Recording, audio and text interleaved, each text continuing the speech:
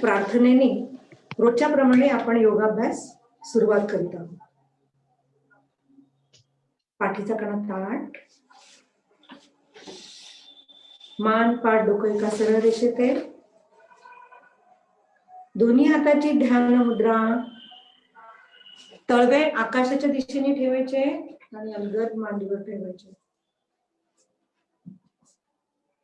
पाठीचा कणा ताठ, मान पाठ डोकं एका सरळ रेषेत, डोळे अलगद मिटलेले, बंद डोळ्यांपुढे ओंकाराची प्रतिमा आहे.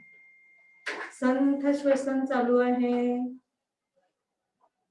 बंद डोळ्यांपुढे ओंकाराची प्रतिमा, त्या प्रतिमेवर लक्ष केंद्रित करायचंय.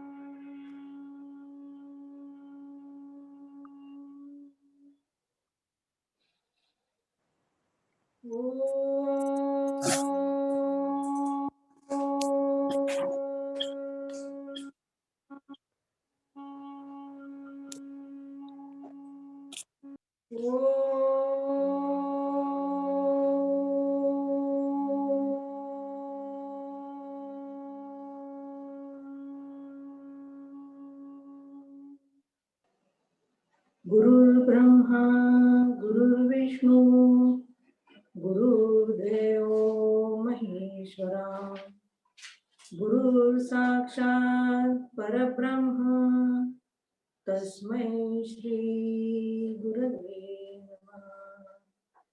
तस्मै श्री गुरवे नमः. तस्मै श्री गुरवे नमः. दोन्ही हाताचं घर्षण करायचंय. प्राप्त झालेली ऊर्जा बंद डोळ्यांमार्फत ग्रहण करायची आहे. आपला चेहरा वरनं हात फिरवायचा आहे आणि योगाभ्यासासाठी तयार व्हायचं. मी रवींद्र दादांना विनंती करते की त्यांनी आपल्या सूक्ष्म व्यायामाचा डेमॉन्स्ट्रेशन साठी पुढे या. आज आपण दंड स्थितीतील काही व्यायाम शिकणार आहोत.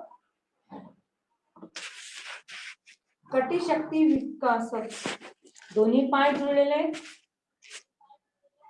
शारीरिक स्थिती एका सरळ रेषेत, चष्मा काढून ठेवा.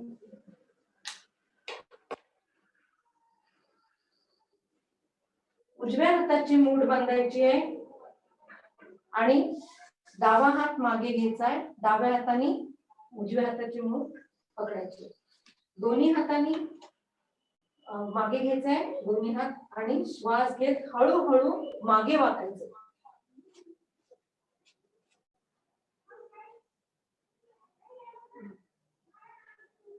यथाशक्ती खूप ताण द्यायचा नाहीये. गुडघा आणि कपाळ छान. आसन स्थिती सोडायची आहे. श्वास सोडत सोडत हीच क्रिया पुढे वाकायची आहे.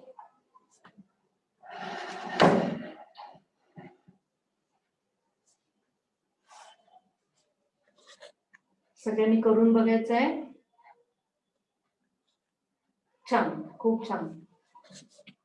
श्वास घे वर, यथाशक्ती प्रयत्न करायचा आहे. परत एकदा मागे,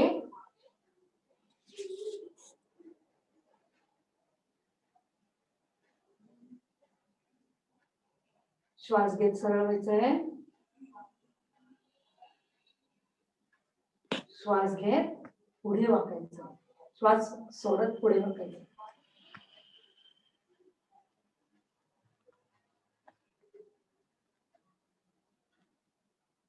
आसन स्थिती सोडायची आहे.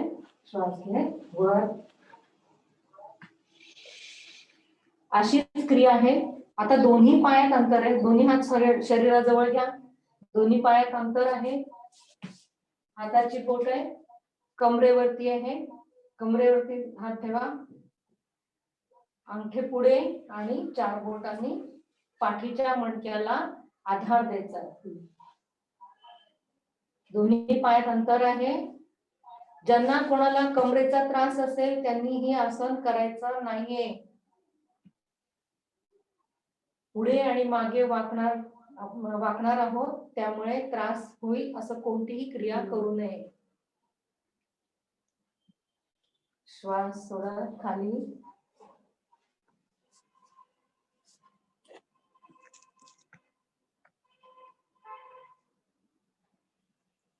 श्वास घेत वर. श्वास सोडत मागे. सावकाश. परत सोडत सरळ. श्वास घेत पुढे. या दोन क्रिया आपण आज शिकलेलो आहोत. दोन्ही पाय जुळलेले आहेत आता आणि दोन्ही हात दंडाच्या सरळ रेषेत. आणि एखाद्या फुलपाखरासारखी आपली अवस्था करायची आहे. डावीकडे उजवीकडे सरळ करायची आधी आणि उजवीकडे. आपण हे कटी म्हणजे कमर, कमरेच्या व्यायामासाठी या आपण क्रिया करीत आहोत. सरळ. परत एकदा ही क्रिया करूया. डावीकडे सरळ, उजवीकडे. परत एकदा सरळ, उजवीकडे, सॉरी डावीकडे, सरळ. आज केलेल्या क्रिया लक्षात आल्या? पहिल्यांदा आपण दोन्ही पाय जुळवून ठेवले होते, हात कमरेवर घेतले, एका हाताची मूठ बांधली आणि पुढे वाकलो आणि मागे वाकलो. त्यानंतर दुसऱ्या क्रियेमध्ये दोन्ही पायामध्ये अंतर आहे, दोन्ही पायांमध्ये अंतर ठेवलं आणि परत एकदा आपण पुढे वाकलोय आणि मागे वाकलोय. कमरेमध्ये करायची गरज केली आपण.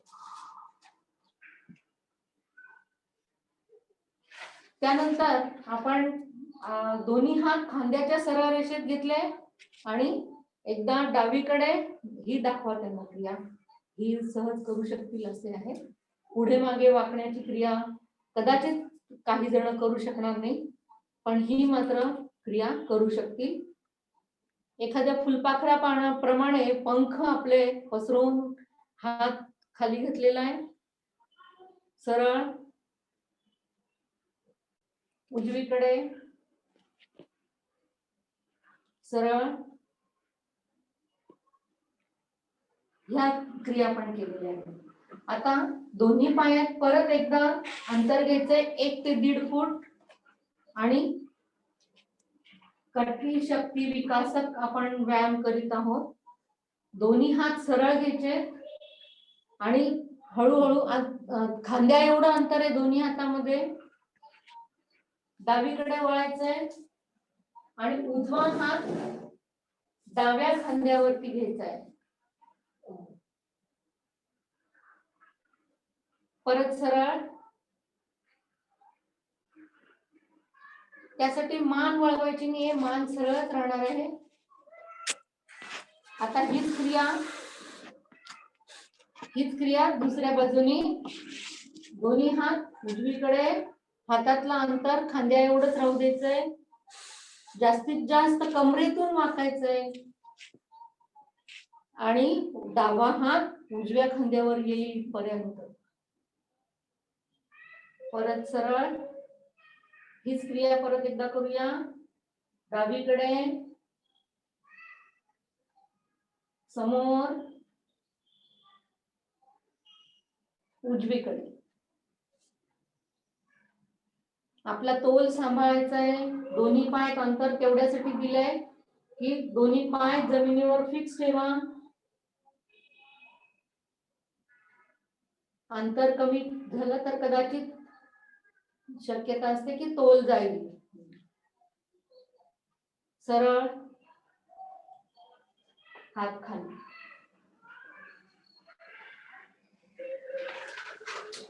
आज आपण कटी शक्ती विकासक हे व्यायाम शिकलो याचा फायदा काय?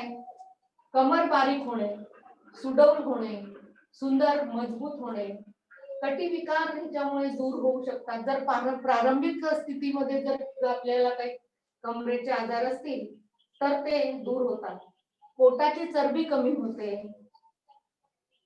साधारणतः नृत्य कला ज्यांना शिकायची असते किंवा हे असते त्यांना ह्या क्रिया उपयोगी पडतात. धन्यवाद. आज आपण कटी शक्ती विकास हे व्यायाम बघितले. आजचा विषय आहे मना सज्जना राघवी वस्ती कीजे आणि निरूपण करणार आहे कुमुदताई धर्माधिकारी. मी कुमुदताईंना विनंती करते की त्यांनी त्यांच्या निरूपणाला सुरुवात करावी. जय जय रघुवीर समर्थ, श्रीराम समर्थ. प्रभू श्री रामचंद्र, सद्गुरु समर्थ रामदास, आपण सगळे ज्येष्ठ श्रेष्ठ ज्ञानी बंधू भगिनी माता, तुमच्या हृदयस्थ श्रीरामाला माझा नमस्कार. जय श्रीराम. आज आपण मनाचे श्लोक, खरं सांगू का, मनाचे श्लोक ह्या शब्दावरच किती बोलावं असा त्यात अर्थ आहे. आणि मनाच्या श्लोकांच्या माध्यमातून समर्थांनी माणूस घडवलाय. प्रत्येक गोष्ट अशी एखादी मूर्ती घडवावी ना, तसं मनाच्या श्लोकांमधनं आपल्याला शिकवण देत. एखाद्या आईच्या मायेने माणसाची चित्तवृत्ती, त्याच्या वेगवेगळ्या अहंकार वृत्ती, त्याची वागण्याची पद्धत, हे सगळं समर्थांनी मनाच्या श्लोकांमधनं ही एक सुंदर राममूर्ती निर्माण केलेली आहे. तर मंडळी, आज आपण बघणार आहोत मनाचे श्लोक 38 ते 42. मना सज्जना राघवी वस्ती कीजे. किती सुंदर आहे ना. मना सज्जना राघवी वस्ती कीजे म्हणजे हे मना, तू श्रीरामाजवळ वस्ती कर, म्हणजे तू राहा. आता श्रीरामाजवळ राहायचं किती अवघड आहे मंडळी, हो की नाही? आधी आपण मनाच्या श्लोकांच्या ह्या 5 श्लोकांच्या शेवटी जी ओळ आहे, मना सज्जना राघवी वस्ती कीजे, याचा आधी अर्थ समजून घेऊ. आणि मग मी रामाजवळ जाताना मी कसा वागलं पाहिजे याचं मग पुढे आपण मुद्द्यामध्ये विवेचन करू. तर मना सज्जना राघवी वस्ती कीजे.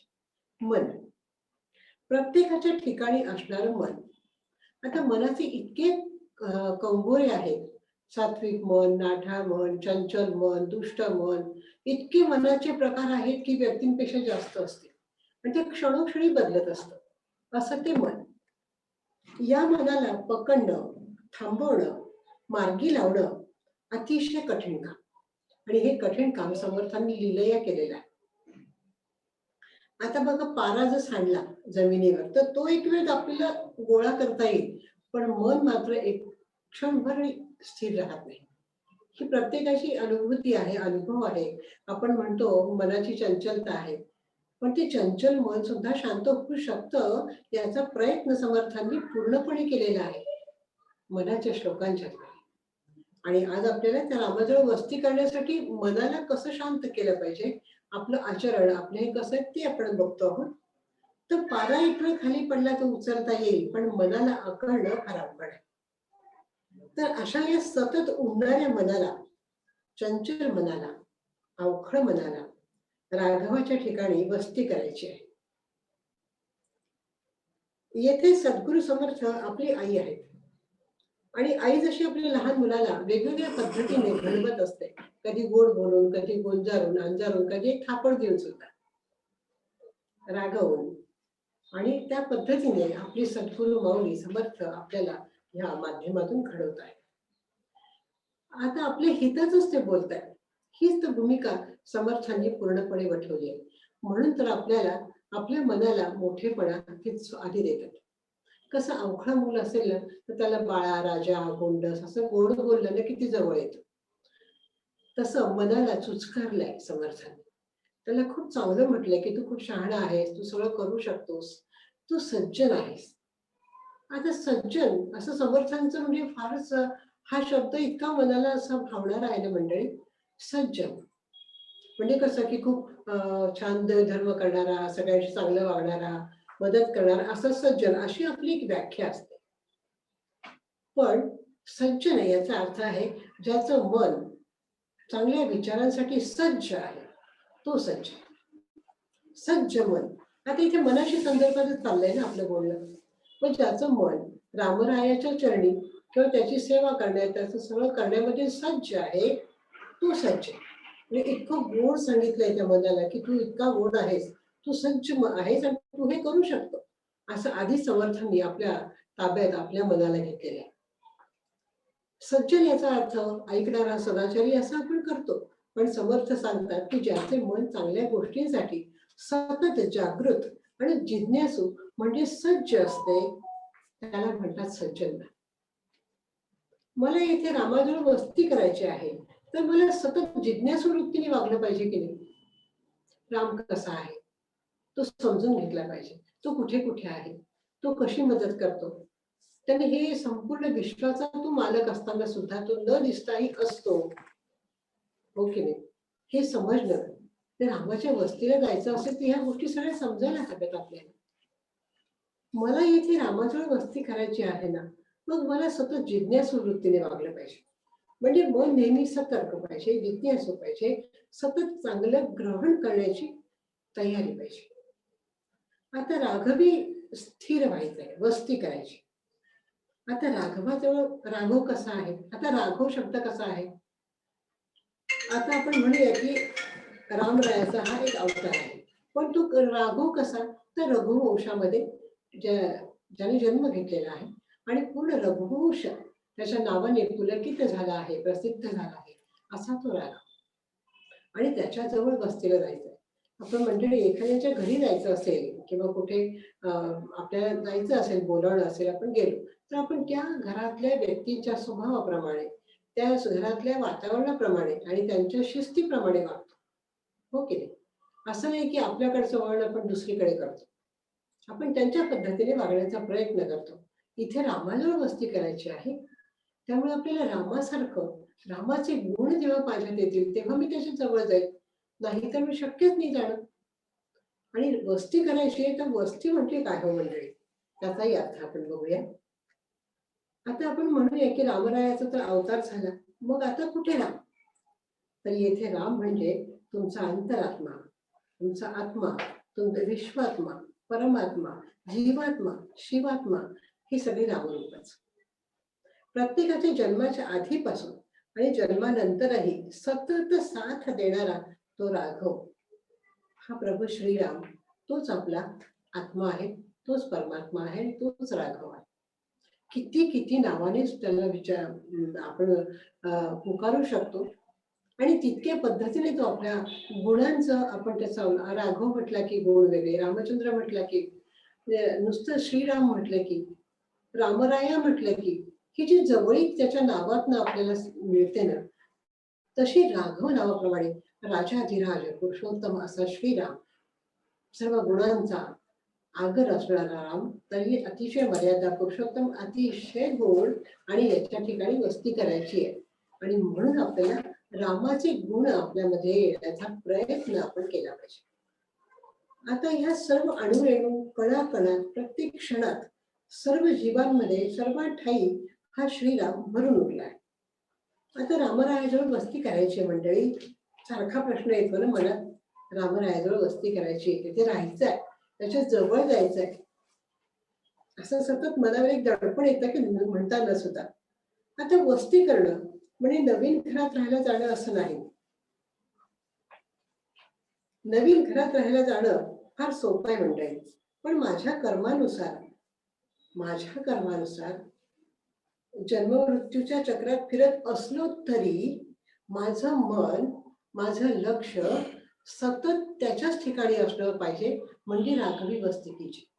म्हणजे आता मी जन्माला आलो आणि गेलो, तेवढ्या कालावधीमध्ये राम करायचा आहे का, लक्षात घ्यायचा आहे का, तर नाही. जन्मोजन्मी प्रत्येक जन्मामध्ये तो आपल्या जवळ असणं म्हणजे राघवी वस्ती करणं.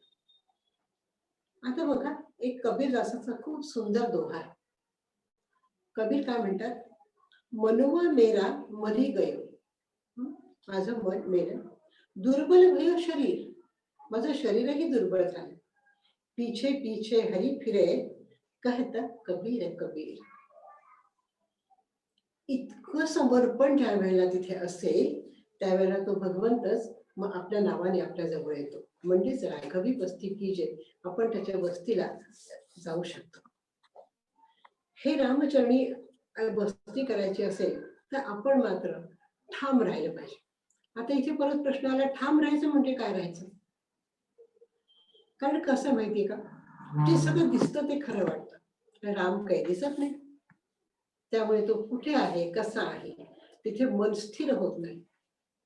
चर्मचक्षूंनी हे जग आपण बघत असतो, पण अंतरचक्षू आपले पूर्णपणे मिटलेले असतात.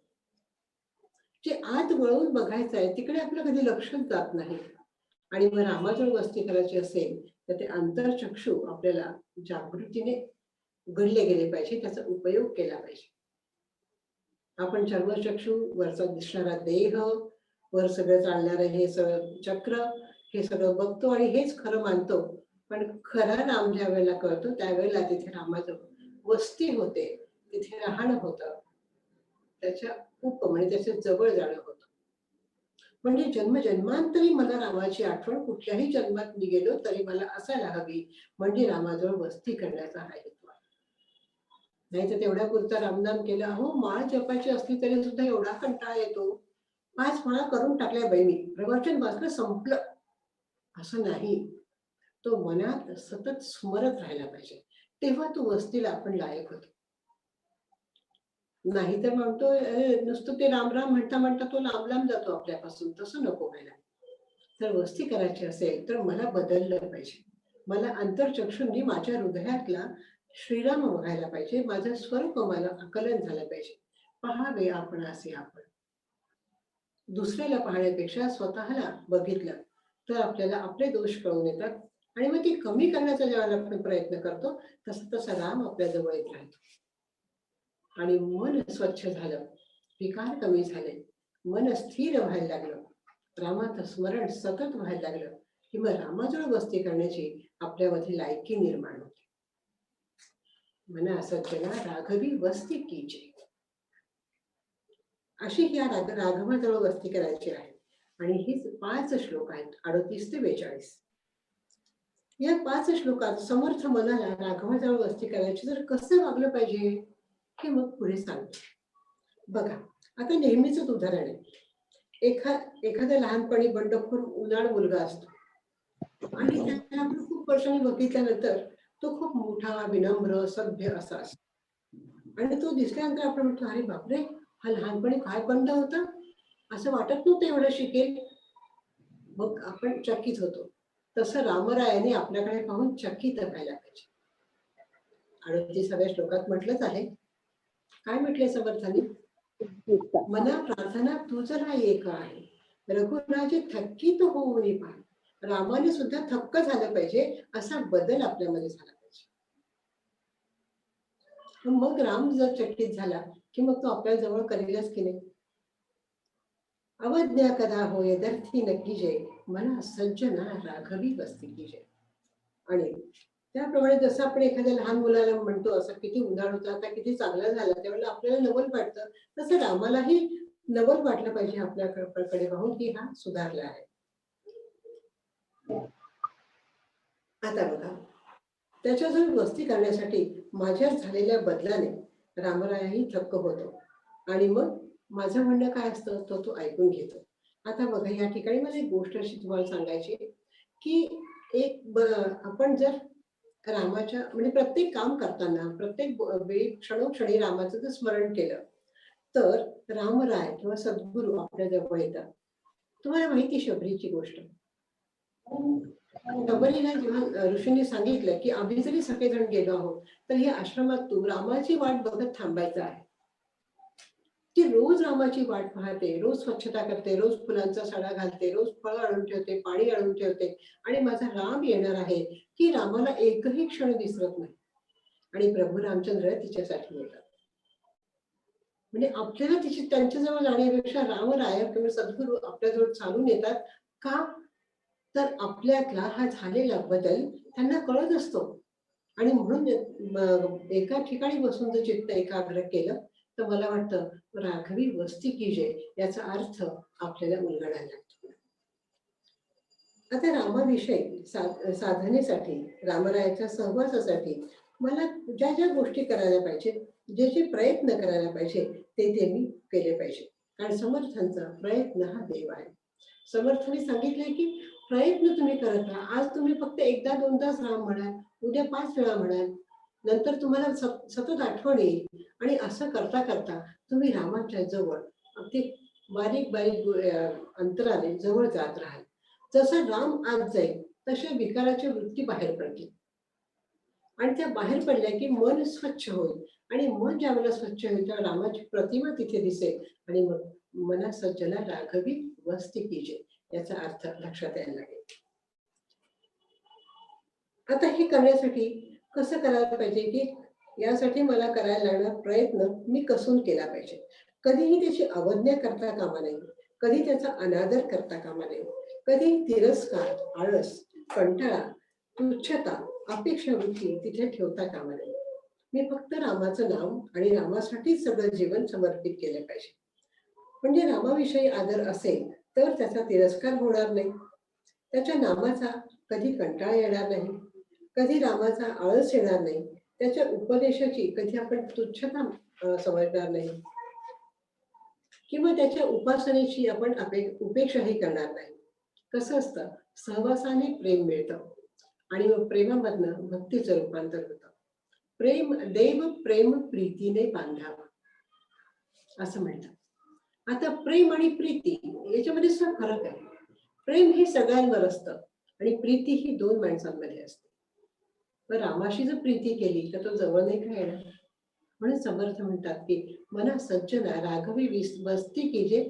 का? तर त्याच्याशी अतिशय प्रेम प्रीतीने भगवंताला बांधलं पाहिजे. रामरायाचं काम करणं हा कंटाळा नसावा, तर ती सेवाभाव हवं, दास्यत्व हवं, हनुमंतासारखं, समर्थांसारखं, सर्व काही रामासाठी. यामुळे आपोआपच रामाबद्दल प्रेममय भक्ती निर्माण होते आणि असं प्रेमभाव पाहून रामही विस्मयचकित होतील आणि मग आपल्याजवळ राम येईल किंवा आपण रामाजवळ स्थिर होऊ. मला सज्जना राघवी वस्ती की जय. पुढच्या 39व्या श्लोकामध्ये समर्थ म्हणतात की रामरायाबद्दल त्यांचं असं म्हणणं आहे, समर्थांनी रामरायाची थोरवी अनेक अंगांनी सांगितली.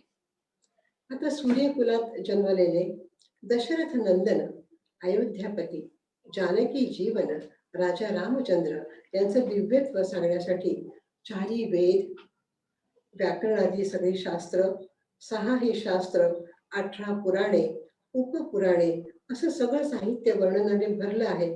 तरी सुद्धा रामचंद्राजवळ राहण्याचा योग आला म्हणून समाधान इतकं सुंदर सुख नाही.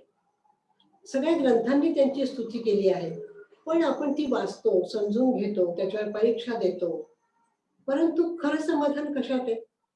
जेव्हा आपण त्या रघुरामाजवळ जाऊ त्यावेळेस जे समाधान आहे तिथे तहान, भूक, वासना, इच्छा काहीही राहत नाही. तिथे फक्त देव पाहावया गेलो आणि देवची होऊन गेलो अशी स्थिती निर्माण होते. खर तर मन हे फार चंचल आहे, पण खऱ्या अर्थाने तो मनाचा स्वभाव नाही बरं का. आपण म्हणतो मन चंचल आहे, आपण पटकन बोलून जातो, पण मुळात मन चंचल नाही मंडळी, ते सात्विक आहे. पण मग तो चंचल कसं होतं? हे सगळे रजोगुणाचे ते आणि तमोगुण, रजोगुण याच्यामुळे मन चंचल होते. दृष्टी आपली रामाकडे नाहीये तर मायेकडे आहे. अंतर्मुख होण्याऐवजी आपण बहिर्मुख होतो आणि म्हणून मन चंचल आहे. मुळात ते खूप सात्विक आहे. सत्वगुण, रजोगुण, तमोगुण याच्यामध्ये खरं म्हणजे सात्विकता आहे. तुम्ही जसं मनाला वळवाल तसं. मग राघवी वस्ती की जय, राघवाजवळ राहायचं आहे तर मन सात्विक मनाला उभारून आणलं पाहिजे. म्हणजे बाहेरच्या गोष्टी कमी करून जे चंचल मन आपोआपच स्थिर होईल आणि मग ते चंचल मन स्थिर झालं की मग रामाजवळ वस्ती करायला आपण नक्कीच लायक बनू.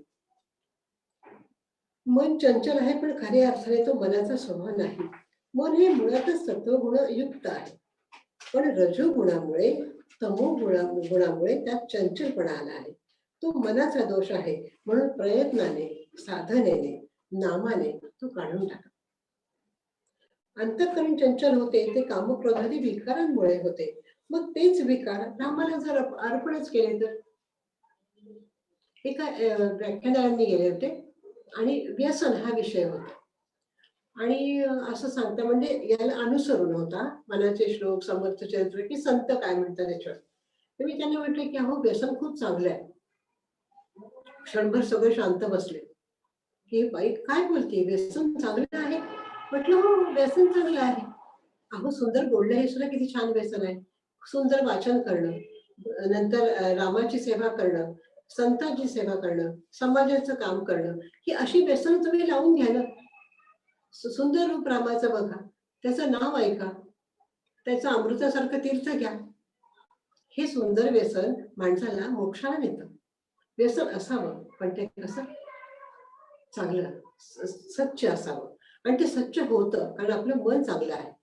पण ह्या सगळ्या विकारांमुळे ते मन चंचल झालंय आणि मग त्याच्यावर एक डाग असं असतं ना, एखादा माणूस खूप बडबडे असतो, त्याला कानफट्या किंवा बडबडे असं नाव पडतं. तसं झालंय मनाचं, कारण त्याच्यातलं सात्विकपणा कोणाला दिसतच नाही. मन चंचल आहे, ते काहीच करू शकत नाही म्हणून आपण त्याच्यावर शिक्कामोर्तब करतो. पण तसं नाही. हे मन आपण जर भगवंताला सगळे विकार बाजूला करून अर्पण केलं ना, तर नक्कीच राघवाजवळ आपली वस्ती व्हायला वेळ लागणार नाही. भक्तिशास्त्र सांगतं आणि हे चांचल्य म्हणून हे जे चंचल मनाचं जे सगळे गुण दोष आहेत, हे रामाला जर अर्पण केले ना, तर वस्ती करायला आपण पात्र ठरतो. आता 40व्या श्लोकामध्ये समर्थ खरं तर सुख सुख म्हणत आहे, असं म्हणतात की सुख सुख हे दुसरं कुठेही नाही तर फक्त परमार्थात आहे. आता बघा आली का पंचायत परत.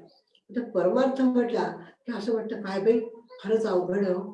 जप तप त्या माळा ती पूजा ते हे ते तसं नाहीये. परमार्थ हा असा काही अशा पद्धतीनेच करावा असं काही नाही. मन जाणलं ना दुसऱ्याचं की परमार्थ होतो. समाजाची गरिबीतली किंवा समाजाची सेवा केली की परमार्थ होतो. रामाचं सतत नाम घेतलं की परमार्थ होतो. प्रत्येकाच्या पशु पक्षी प्राणी निसर्ग यांच्यावर प्रेम केलं की परमार्थ होतो. परमार्थाचं काही वेगळ्या 4-4 तास पूजा करून नाही होत किंवा मग इतकं वाचन केलं तितक्या माळा केले, पण मन आहे का त्याच्यामध्ये. पण ज्या वेळेला चांगल्या मनाने दुसऱ्याचं दुःख बघून दुःख होणं, दुसऱ्याच्या सुखाने आपण सुखावणं हा परमार्थ आहे. आणि समर्थांना तो परमार्थ अपेक्षित आहे आणि रामरायाला तर त्याची आवड आहे. कारण रामराय मर्यादा पुरुषोत्तम आहे.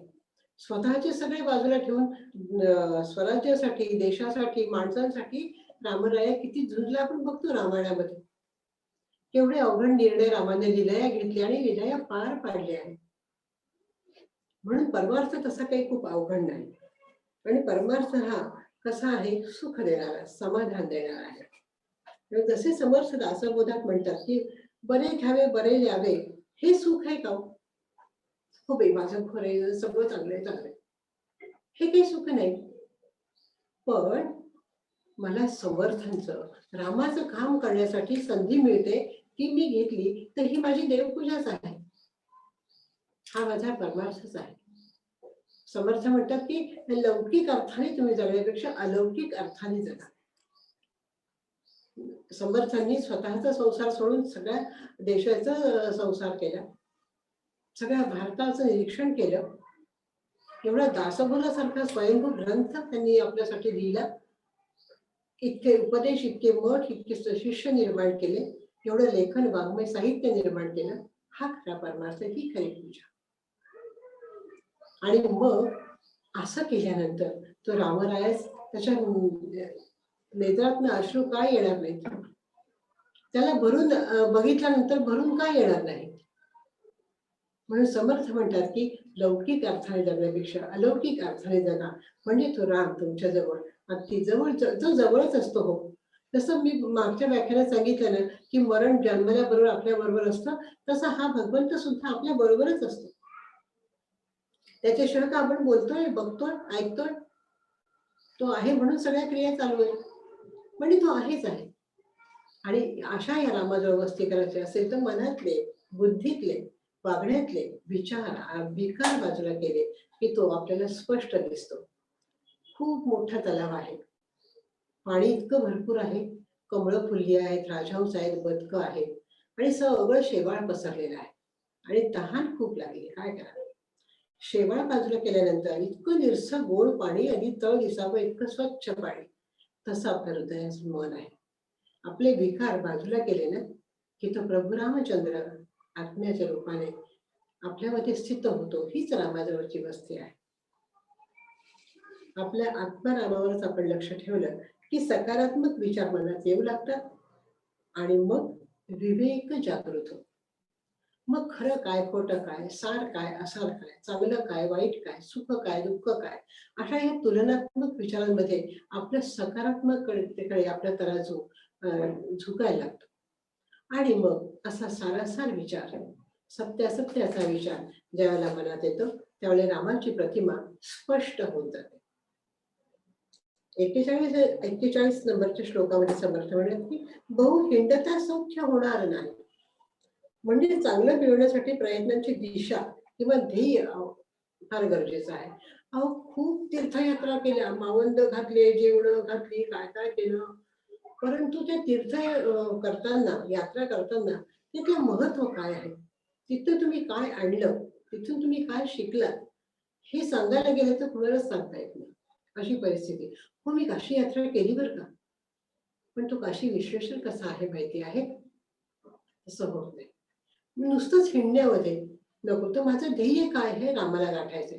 मग मी इथेच बसून रामापर्यंत जाऊ शकते. बहु हिंडता सौख्य होणार नाही. आपण फक्त दमू श्रमू, आपण समर्थ नाही आहोत. समर्थांनी सगळीकडे यात्रा करून, निरीक्षण करून आपल्याला सगळं दासबोधामध्ये मांडून दिलेलं आहे. पण आपण समर्थ नाही आहोत, आपण सामान्य माणसं आहोत. त्यामुळे आपण बहु हिंडता सौख्य होणार नाही.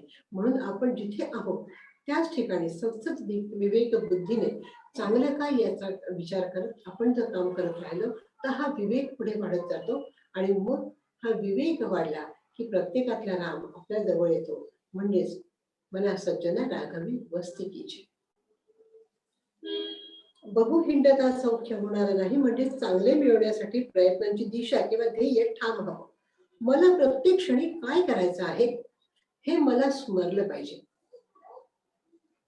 आता इथे इथे तुमच्या समोर यायचंय तर मला 4:45ला तिथं हजर व्हायला पाहिजे. 5:15 उपयोग नाही. मला काय करायचंय हे मी ठरवलं पाहिजे. नाही तर म्हणजे जगण्याला काय अर्थ आहे?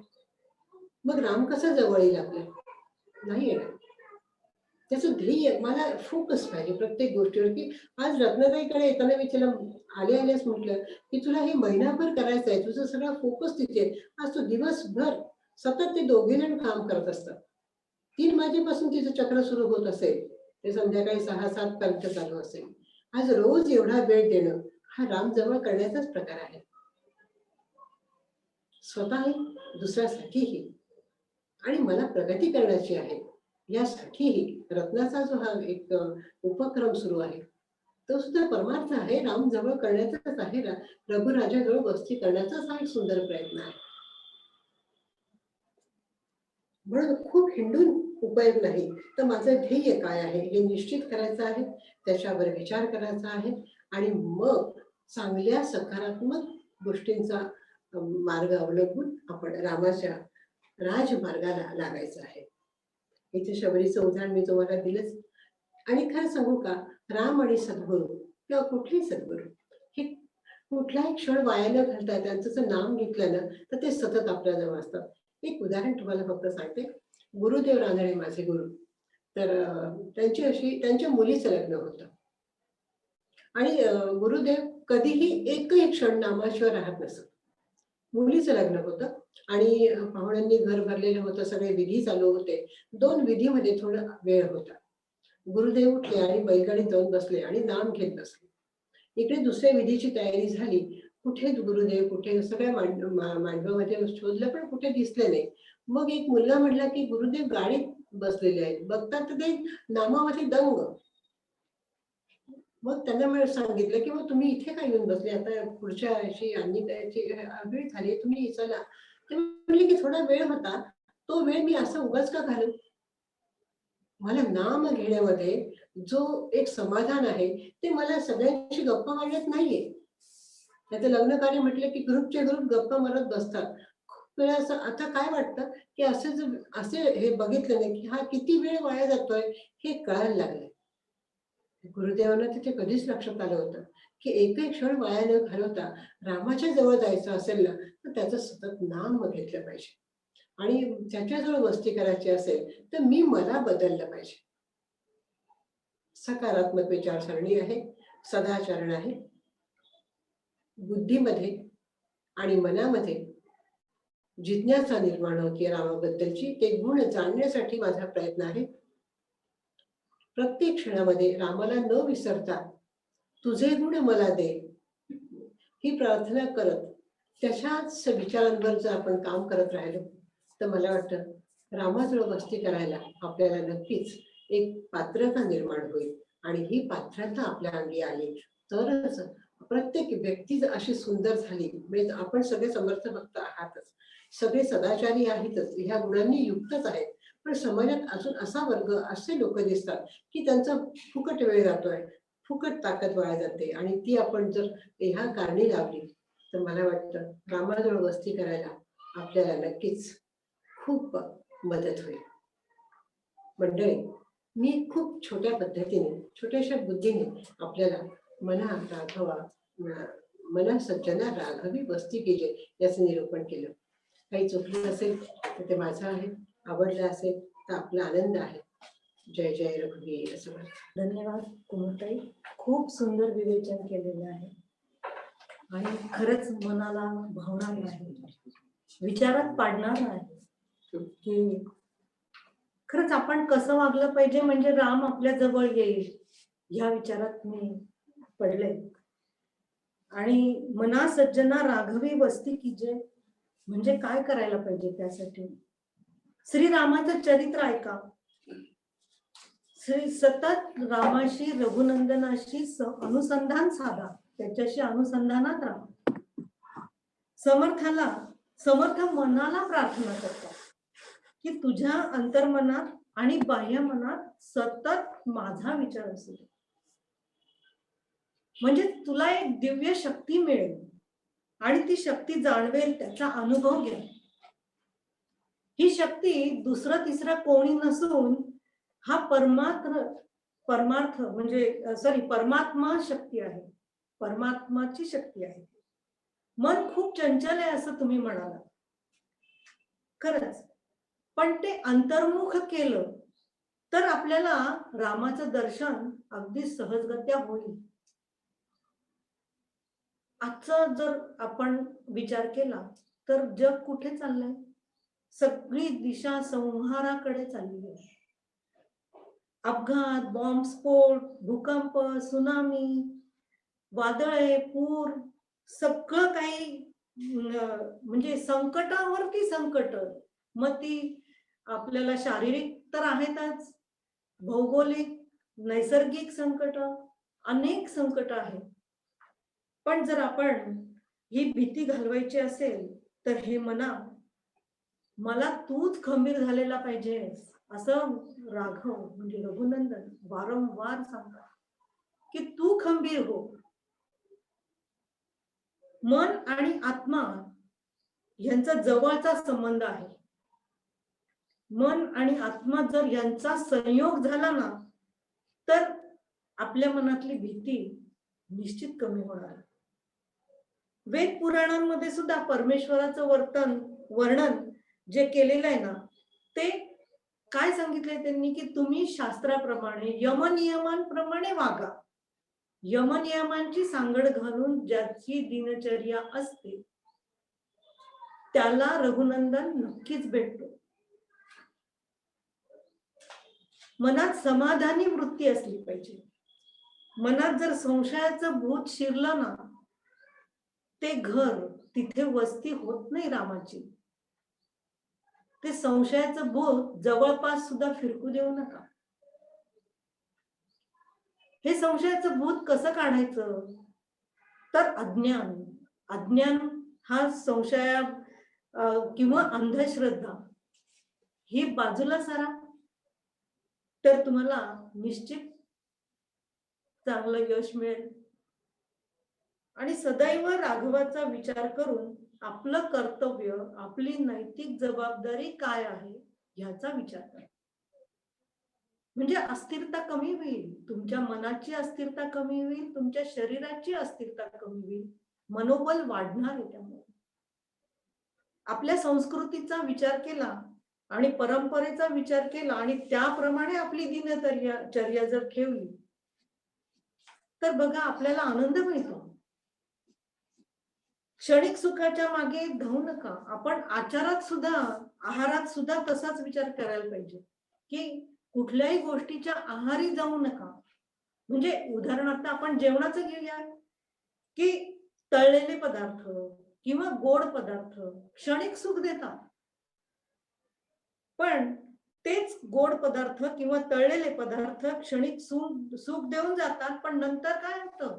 पोटात जळजळ, गॅसेस, कोलेस्ट्रॉल वाढणे, हे सगळे प्रकार सुरू होतात आणि आपल्याला काहीतरी व्याधी जळू शकते. म्हणून हे मना तू कुपथ्य टाळ, आणि ते कुपथ्य टाळलं की मी तुझाच आहे. सुख शोधण्यासाठी आपण वणवण भटकत राहतो, पण आणि हाती काय लागतं? सुख जगी सर्व सुखी असा कोण आहे? असं समर्थ म्हणतात की सुख शोधण्यासाठी तू लांब कुठेही जाऊ नकोस, मी तुझ्या जवळ आहे, मी तुझ्या अंतःकरणात आहे. तू बघ जरा अंतर्मनामध्ये डोकावून बघ, मी तुला नक्की दिसेल. आता हे अंतःकरणामध्ये डोकावणं म्हणजे काय करायचं? तर हृदयातला राम जाणून घ्यायचा म्हणजे काय करायचं? आपण भौतिक सुखात न अडकता जरा निसर्गाशी नातं जोडायचं. निसर्गाशी नातं कसं जोडायचं? सकाळी फिरायला जा, स्वच्छ थंडगार हवेमध्ये प्राणवायू भरपूर मिळेल. मग बघा तुमचं मन प्रसन्न होते की नाही? निश्चित तुमचं मन प्रसन्न होईल आणि हृदयस्थ रामाचं दर्शन होईल. तो राम येतोय तुमच्याकडे वस्तीला, आलाय तो, पण आपल्या लक्षातच येत नाही की तो कुठे आहे. आपण बाहेर शोधतो, देवळात शोधतो, पण तसं नाहीये, तो आपल्या हृदयात आहे. भक्ती मार्गाच्या दिशेने जाऊन जर आपण त्याची एक एक पायरी जर आपण चढलो, नवविधा भक्तीची जर आपण एक एक पायरी चढलो, तरी सुद्धा आपल्याला रामाचं दर्शन नक्कीच होणार आहे. व्यक्ती तितके प्रकृती असं आपण म्हणतो.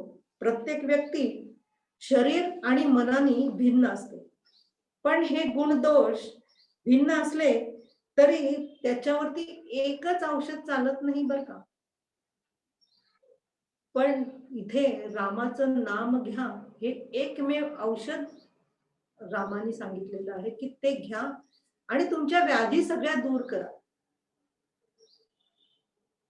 प्रापंचिक माणसाला ह्या गोष्टी जरा अवघड वाटतात, परंतु एक वेळ विचार करा. मगाशी ताईंनी सांगितल्याप्रमाणे एक ध्येय जर असेल ना, तर ध्येयाने वेड्या होतो आपण. हे तसं रामनामाने वेडे व्हा. रामनाम मंत्र जप आणि मौन यांनी जर तुम्ही शक्ती संचय केला ना, तर निश्चित तुम्हाला राम भेटणार आहे. स्वतः मधला आत्माराम ओळखायला तुम्हाला वेळ लागणार नाहीये. आपलं व्यक्तिमत्व खुलण्यासाठी आणि समाजात आपल्याला स्थान मिळण्यासाठी ही ऊर्जा संवर्धन करावी, तरच आपले आरोग्य टिकून राहते. मग चला तर मग आजपासून आपण रामनाम घेऊया आणि हा एक संकल्प करूया. उद्याला मी संकल्प ह्या विषयावरच बोलणार आहे. मग आता वेळ न घालवता आपण मनाच्या श्लोकांचं पठण करूया. मी मिलिंद दादांना विनंती करते की त्यांनी मनाच्या श्लोकांचं पठण करायला पुढे. श्रीराम जय जय रघुवीर समर्थ. जनाकारणे देव लीलावतारी, बहुता परी आदरे वेशधारी. तया नेळती ते जन पाप रूपी, दुरात्मे पहा नस्त चांडाळ पापी. श्रीराम जगी धन्य तो राम मुखे निवाला, कथा ऐकता सर्व तल्लीन झाला. देहे भावना राम बुधे उडाली, मनोवासना राम रूपी बुडाली. श्रीराम मनावासना वासुदेवी बसोदे, मनावासना काम संगी नसोदे. मना कल्पना वाऊगी तेन कीजे, मना सज्जनी वस्ती कीजे. श्रीराम गती कारणे संगती सज्जनांची, मती पालटे सुमती दुर्जनाची. रती नायिकेचा पती नष्ट आहे, म्हणून मनातीत होनी आहे. श्रीराम मना अल्प संकल्प तो हीन सावा, सदा सत्य संकल्प चित्ती वसावा. जनी जल्प विकल्प तो ही त्यजावा, रमाकांत एकांत काळी भजावा. श्रीराम भजावा जनी पाहता राम एकू, करी बाण एकू मुखी शब्द एकू. क्रिया पाहता उद्धरे सर्व लोकू, धरा जानकी नायकाचा विवेकू. श्रीराम विचारूनी बोले विवंचूनी चाले, तयाचे निसंतप्त तेही निवाले. बरे शोधल्या वीण बोलो नको हो, जनी चालणे शुद्ध नेमस्त राहो. श्रीराम हरि भक्त विरक्त विज्ञान राशी, जिने मानसी स्थापिले निश्चयासी. तया दर्शने स्पर्शते पुण्य जोडे, तया भाषणे नष्ट संदेह मोडे. श्रीराम नसे गर्व अंगी सदा वीतरागी, क्षमा शांती भोगी दया दक्ष योगी. नसे लोभना क्षोभना दैन्य बाणा, इही लक्षणी जाणीजे योगी राळा. श्रीराम धरी रे मना संगती सज्जनीची, जिणे वृत्ती हे पालटे दुर्जनाची. बळे भाव सद्बुद्धी सन्मार्ग लागे, महाक्रूर तो काळ विक्राळ भंगे. श्रीराम भय व्यापिले सर्व ब्रह्मांड आहे, भयातीत ते संत आनंद पाहे. जया पाहता द्वैत काही दिसेना, भयो मानसी सर्वथाई असेना. श्रीराम जीवा श्रेष्ठ ते स्पष्ट सांगून गेले, परी जीव अज्ञान तैसे चिथेले. देहे बुद्धीचे कर्म खोटे टळेना, जुने ठेवणे मीपणे आकळेना. श्रीराम भ्रमेना ठळे वित्त ते गुप्त झाले, जीवा जन्म दारिद्र ठाकून आले. देहे बुद्धीचा निश्चयो ज्या टळेना, जुने ठेवणे मीपणे आकळेना. श्रीराम पुढे पाहता सर्व ही कोंदलेसे, अभाग्यास हे दृश्य पाषाण भासे. अभावे कदा पुण्य गाठी पडेना, जुने ठेवणे मीपणे आकळेना. श्रीराम जयाचे तया चुकले प्राप्त नाही, गुणे गोविले जाहले दुःख देही. गुणावेगळी वृत्ती तेही वळेना, जुने ठेवणे मीपणे आकळेना.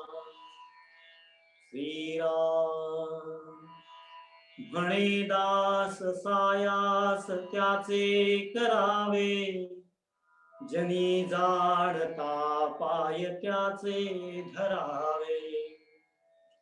गुरु अंजने वीण ते आकळेना, जुने ठेवणे मीपणे ते कळेना. श्रीराम कळेना कळेना कळेना कळेना, ढळेना ठळे संशयोही ढळेना. गळेना गळेना अहंता गळेना, बळेया कळेना मिळेना मिळेना. श्रीराम अविद्या गुणे मानवा उमजेना, भ्रमे चुकले हित ते आकळेना. परीक्षे विने बांधले दृढ नाणे, परी सत्य मिथ्या असे कोण जाणे. श्रीराम जगी पाहता साच ते काय आहे, अति आदरे सत्य शोधून पाहे. पुढे पाहता पाहता देव जोडे, भ्रम शांती अज्ञान हे सर्व मोडे. श्रीराम सदा विषयो चिंतिता जीव जाला, अहम भाव अज्ञान जन्मास आला. विवेके सदा स्वस्वरूपी ठरावे, जीवा उगमी जन्म नाही स्वभावे. श्रीराम दिसे लोचनी ते नसे कल्प कोडी, अकस्मात आकारले काळ मोडी.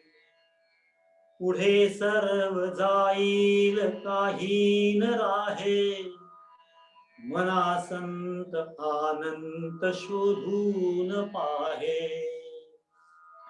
श्रीराम. फुटेना तुटेना चळेना ढळेना सदा संचले मीपणे ते कळेना. तया एक रूपासी दुजेन साहे मना संत आनंद शोधून पाहे. श्रीराम. निराकार आधार ब्रह्मांडिकाचा जया सांगता शिणली वेद वाचा. विवेके तदाकार होऊन राहे मना संत आनंद शोधून पाहे. श्रीराम. जगी पाहता चर्म लक्षीन लक्षे जगी पाहता ज्ञान चक्षी निरक्षे.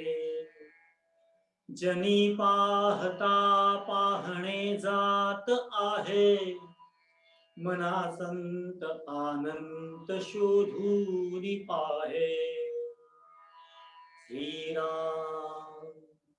नसे पीत ना श्वेत ना श्याम काही नसे व्यक्त अव्यक्त ना नियत नाही. म्हणे दास विश्वास संता मुक्तीला हे मना संत आनंद शोधून पाहे. श्रीराम. जय जय रघुवीर समर्थ. आपण 150 पर्यंत श्लोकांचं पठण केलेलं आहे. उद्या 151 पासून सुरुवात होईल पठणाची.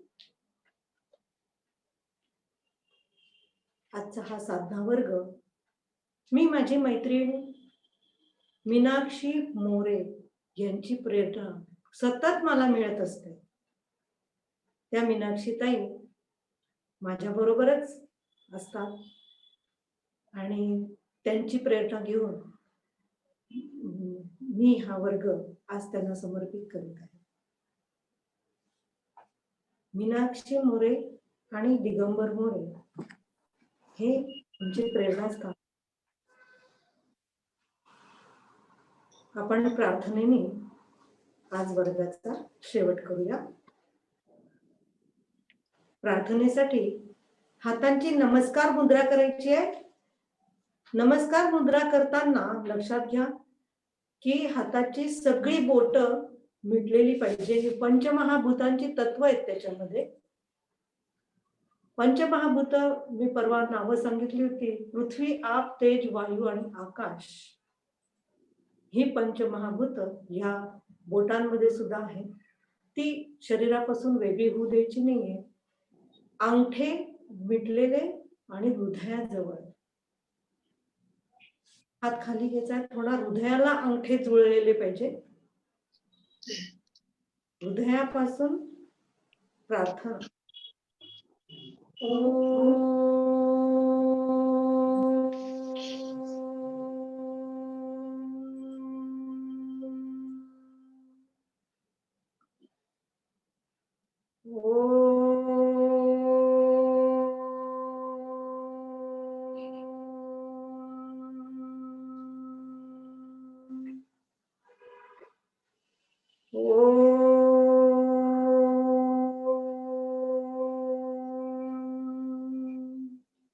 असतो मा सद्गमय तमसो मा ज्योतिर्गमय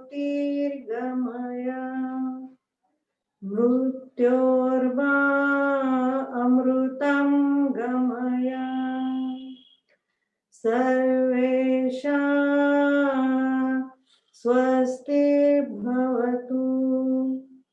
सर्वेषां शान्तिर्भवतु सर्वेषां मङ्गलं भवतु सर्वेषां पूर्णं भवतु लोका समस्ता सुखिनो भवन्तु सर्वे भवन्तु सुखिनः सर्वे सन्तु निरामया सर्वे भद्राणि पश्यन्तु मा कश्चित् दुःखभाग् भवेत् ॐ शान्ति शान्ति शान्तिः.